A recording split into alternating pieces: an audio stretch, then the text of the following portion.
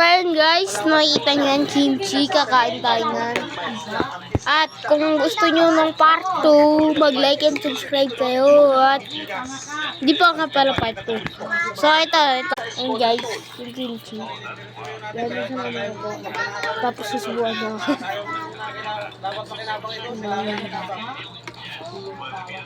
Matatandaan ko lang 18 hanggang September 2024. Kaya certificate sa Magpagwa, ang pinakamalaking pagod ng Philippine Coast Guard at Escoda. Remember mo ng mga mag-isla at pag-ibigay at ikatapoy sa kanila. Pero kung record, website nyo. Nababasa na ng mga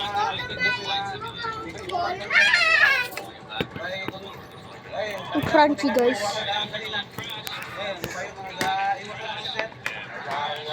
Ang hang, di ba? So crunchy. So crunchy talaga.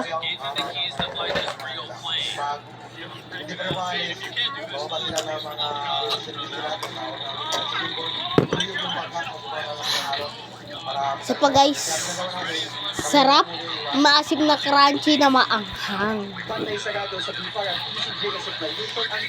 Ito mas natunog. Oo, yan.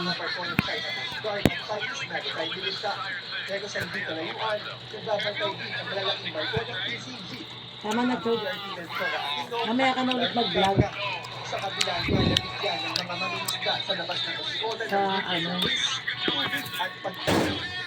For small souls, we were able to support 14 Filipino Terno yun. Nga.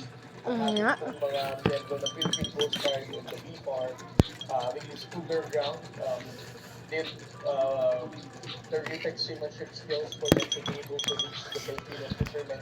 Sarap ng ham. Mga ilamang dineklara ng Philippine Navy na pati ng ilang lalabanan, hindi lang ang pagkuharas ng China sa dagat, Maling pala. hindi pati ang maling impormasyong inakalat nito tungkol sa West Philippine Sea. The action of the AFP right now is to push back, to address all actions Ito pa. and all narratives. Sarap. All narratives to Tapos address may kanin.